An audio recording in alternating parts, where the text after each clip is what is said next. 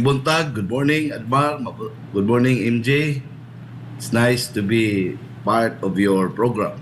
I'm Opo. honored. Opo. Sir, pag-usapan natin, mag-almusal tayo sa usapin ng Supreme Court.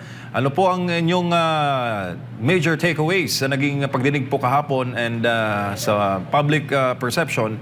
Mukhang nabibigyan tayo ng avenue na vent yung frustration ng taong bayan doon sa mga bagay na dapat sana ay napanood natin sa congressional investigations o sa Senate investigations kaugnay po sa Pondo ng Bayan. Pero doon natin nakuha yung mga ideya na yan sa pagtalakay po kahapon sa Supreme Court.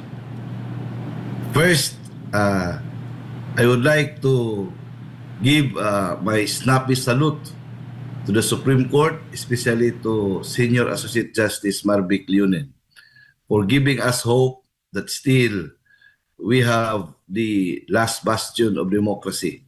At nakikita natin if it will continue, it will give us inspiration na at the end of the day, there is still an institution that will save our democracy and eventually justice will be served, especially to the unprecedented nakakasuka na nakawan ng ating bayan, nakawan ng ating kaban ng bayan, the trillion flood control scandal.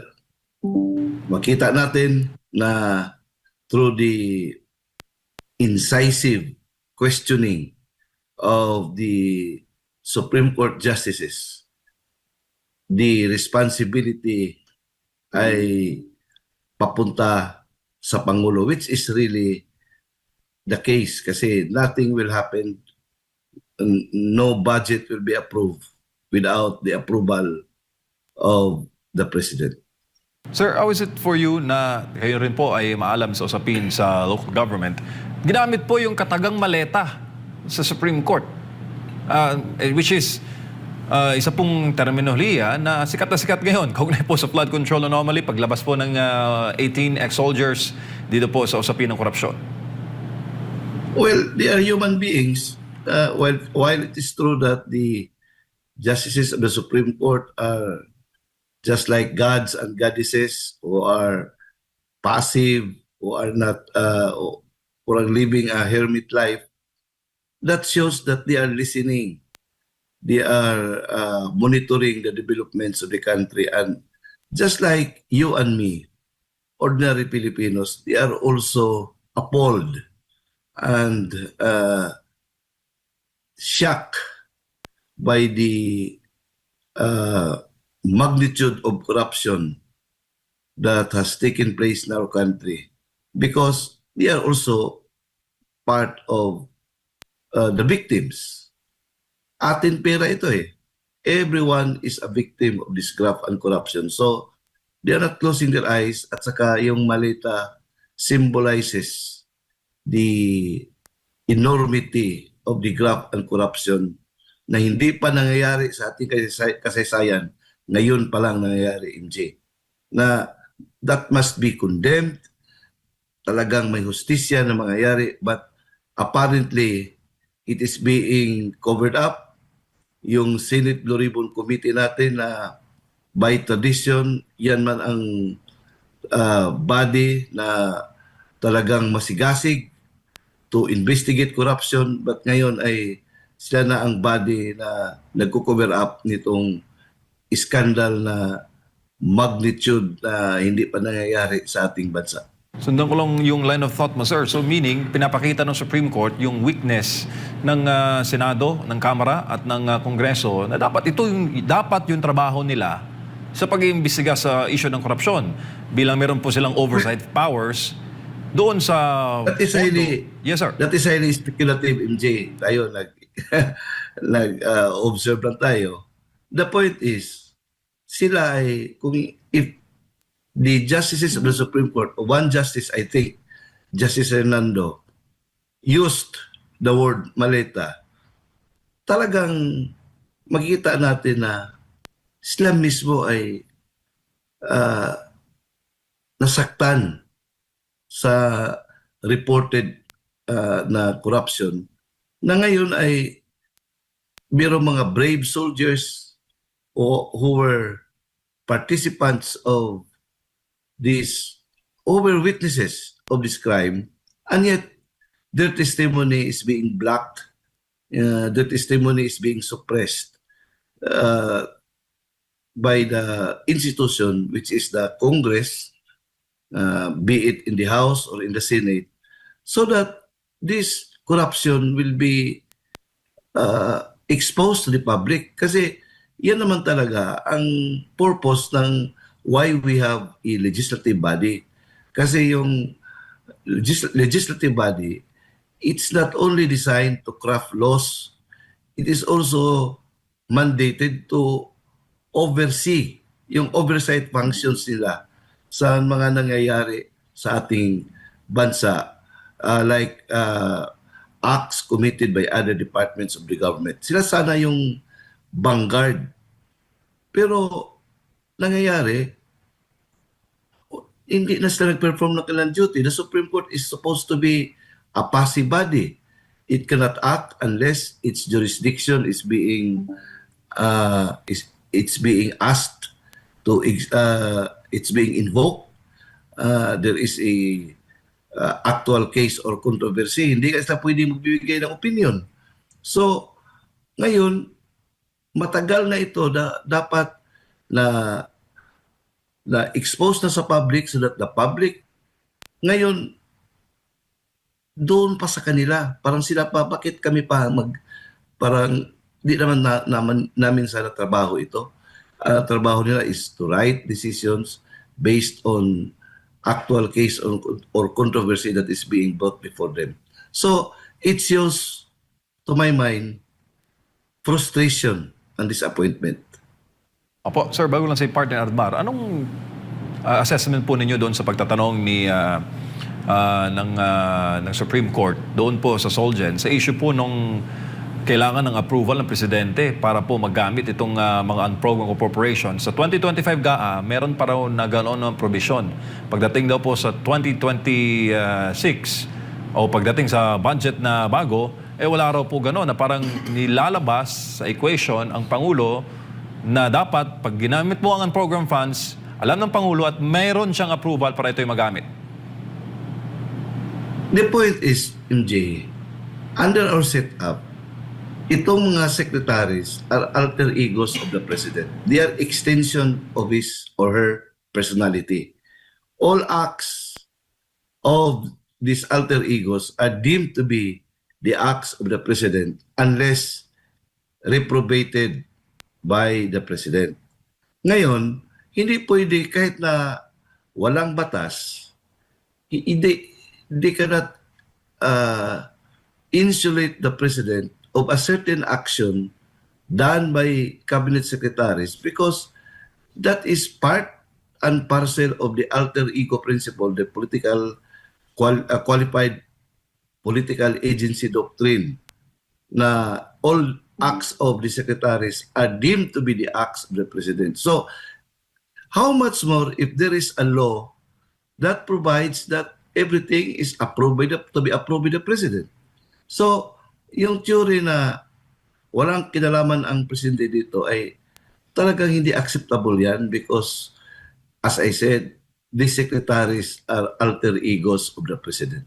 Tsaka command responsibility, sir, no? Hindi lang command responsibility as if siya ang gumagawa yan. As if siya. Yan ang principle ng qualified political agency doctrine. Opo, attorney, may buntag, bukal, may buntag. Dito buntag, tayo sa kabilang po sa mga napag-usapan nga dito ay natanong nga itong Solgen kaugnay doon sa 8-point agenda ng Pangulong Bongbong Marcos Jr. na pagdating sa huli ay hindi nakasama doon sa naging priority. May paliwanag doon na kumbaga parang may say ang Kongreso kung ano yung kanilang paglalaanan ng pondo. Pwede po ba yun, attorney? kung ano ba ang sinasabi ng executive, ito yung aming mga proyekto, dapat yun lang ba, dun lang mag-dwell ang Kongreso o may say ang Kongreso na hindi, ito yung gagawin naming priority? Actually, itong budget process ay ito yung blending of powers. Nag-blend yung powers ng executive at saka legislative. Kaya nga, while it's true that the power of the purse is lodged in Congress, but this budget will emanate from the executive branch which is headed by the President. Walang budget na mangyayari kung walang proposed budget na isubmit ng executive branch doon sa Kongreso na mag-originate o mag-emanate sa House of Representatives. Blending of powers yan. So, dapat nagkasundo. Yan ang prinsipyo ng batas. In fact, may mga mechanism diyan, LEDAC, na para mapabilis, alam na ng Kongreso kung ano yung mga agenda ng executive branch para iisa ang direksyon. That is the theory. Now, ang actual ay diferensya na yan. Mangyari yung parang merong conflict kung ang liderato ng House ay hindi sila congruent ng presidente, but it does not happen in our situation. Kasi walang maging speaker kung hindi binasbasan ng presidente. So, it presupposes na nagkasundo yan sila. Ngayon, as the budget process would start to roll, pag submit ng NEP, yung National Expenditure Program doon sa Congress, specifically in the House, where this discussion should emanate, should originate, under the Constitution, the House cannot increase the proposed budget submitted by the President, by the executive branch. On the theory na ang nakaalam talaga ng pangailangan, all factors ay ang merong expertise diyan ang executive branch, kasi sila, imagine yung budget, nag-umpisa yan from the start of the year. Kasi merong down the line yan, every department, merong mga proposed budget sila, isubmit yan sa kanilang region. So in other words, merong study dyan sa executive branch. Kaya binigyan niya ng parang due recognition and respect.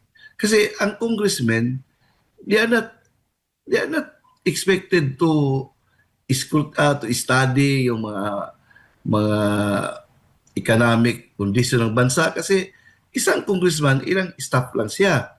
So normally, ang concern niya ay parang parokyal. Kung anong kailangan ng kanyang district, baka pwede i-incorporate doon sa National Expenditure Program, but the program itself, nandiyan yan sa office of nandiyan yan sa executive branch. Yan talaga ang theory. Ngayon, kung naiiba na ang priority doon, kung ako ang presidente, magalit ako diyan. Kasi ako man talaga, kami man ang nakaalam. Yan ang pangangailangan ng bansa that is being carefully studied by our economic team, by lahat-lahat ng mga national security sector. So, dapat bigyan niya ng... Kaya nga, yung mga concerned agencies, they have to defend. Why? Bakit ito ang proposed budget ninyo? What is your basis? Justification, kaya nga i-defend yung budget. Para the congressmen will be enlightened. But if the Congress will be the one to change the priority, that's the abnormality. At saka ang daming tanong diyan, bakit nangyari yan? At saka hindi mangyari yan kung walang final approval din ng presidente.